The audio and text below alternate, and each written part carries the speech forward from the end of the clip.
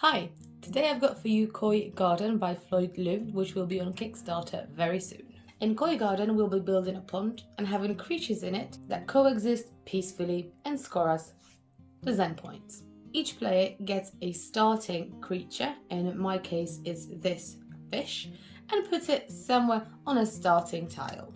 Before doing any actions, a player can use the tool, in this case it's an ancient coin, which allows to reshuffle the deck and deal new cards.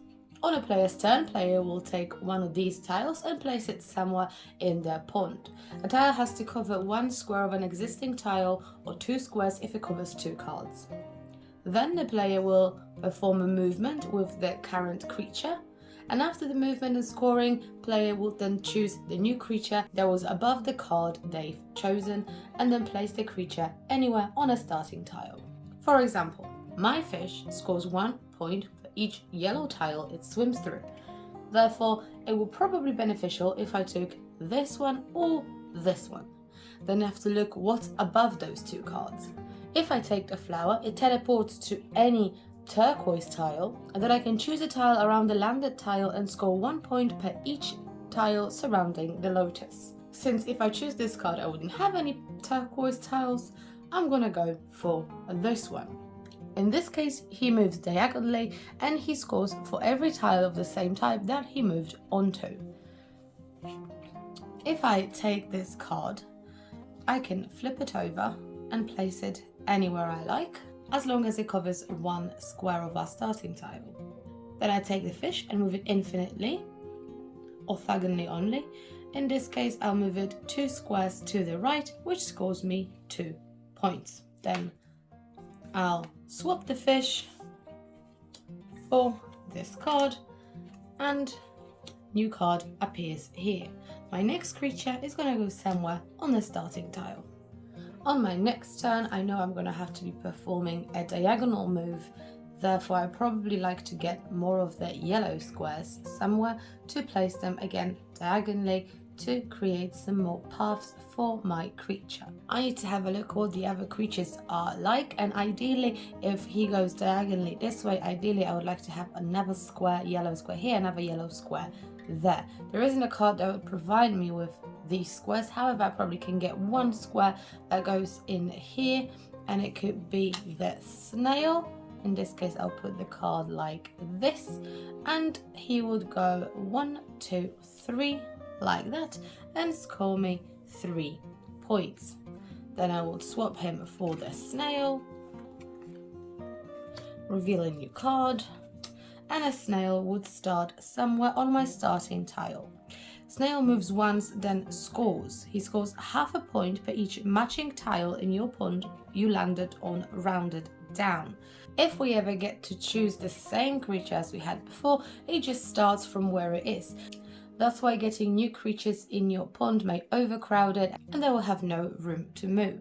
If you'll ever choose to use the ancient coin just to reshuffle the cards, you will then receive a stone lantern at the end of your go. And then you place a stone lantern on any square of your board, and that square is now unavailable to move through or to place cards on. When placing cards, you cannot ever place cards on a living being. If I wanted to now cover 2 squares of a card, I could put it here because that would cover 2 different cards, therefore it can cover 2 squares. Thinking about the snail movement, I need to have a look at which squares I'd like to get. In this case, it will be probably yellow ones. Then I need to think how I'd put them onto my board. So if I've taken this card, I would place it here, and the snail will then move onto the yellow square, and now I've got 1, 2, 3, 4, 5, 6, and that's rounded down divided by 0.5, that is 3 points. So a snail would give me 3 points.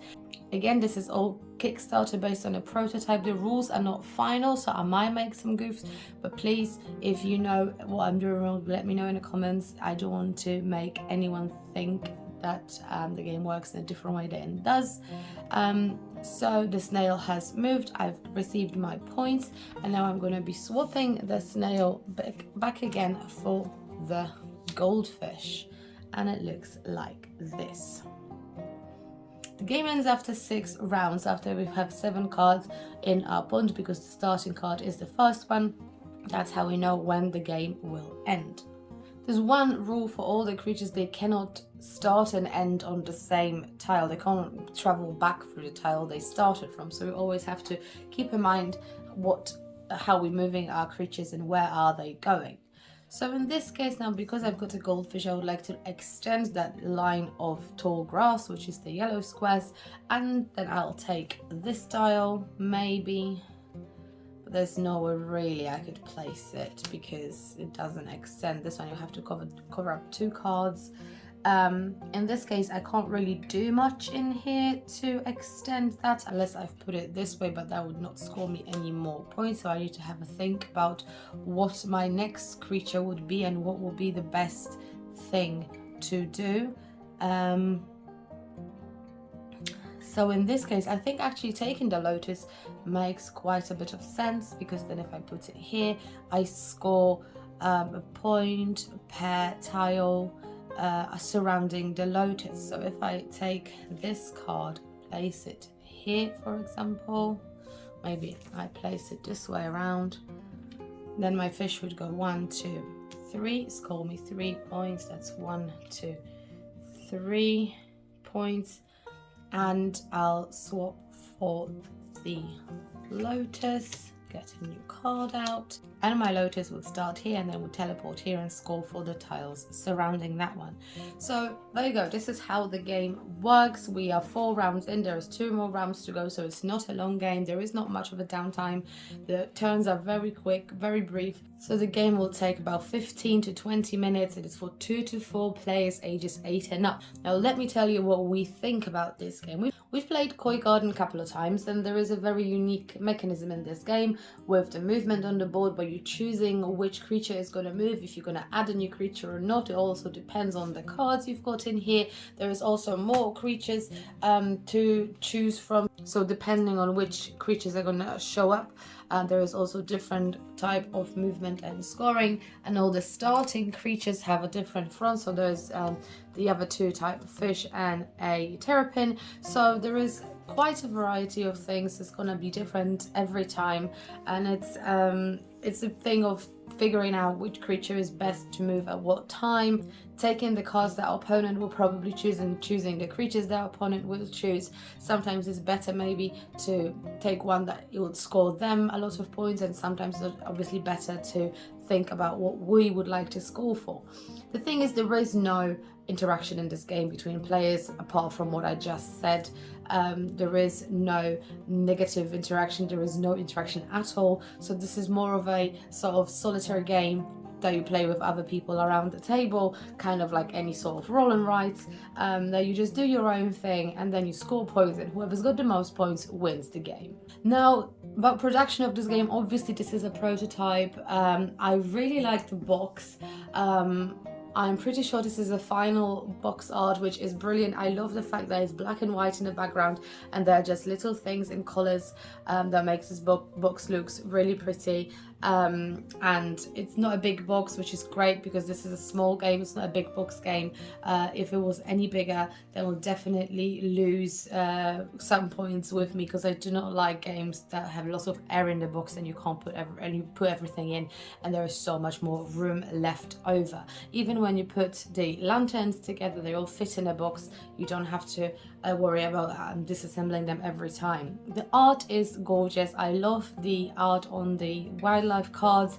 They're beautiful. The little tokens are gorgeous. However, the tiles themselves, the colors are a little bit weird. The yellow one is called the tall grass, and I would never associate a yellow square with a tall grass, which makes absolutely no difference in this case. However, they are a little bit maybe too bright and too colorful, and you can get a little bit overwhelmed with all the colors. It might be for some people really hard to read. So this is my only sort of negative when it comes to the art and production of this game. Obviously these won't look like that. These are now shown in the little rule book here, how they will look at the end. There will be those scoring sort of wheels like this, where you'll be moving the lily pads to show the number of points you've got. There'll be obviously more tool cards. There'll be a bit more of everything in the box, but this is pretty much what it would look like. And I think it's a very eye-catching game. It's very pretty, very colorful. And obviously the 3D elements, they will not appear a lot maybe in the games, but they do look quite fun. And it's always nice to have something in 3D on the table. Now, when it comes to mechanism in this game, as I said, it's quite unique. The way we're moving creatures is sort of similar to Onitama, where each creature has got their own unique movement, and we all can use them depending on what's in the middle to choose from. And it's the process of thinking which creature I'm going to choose next.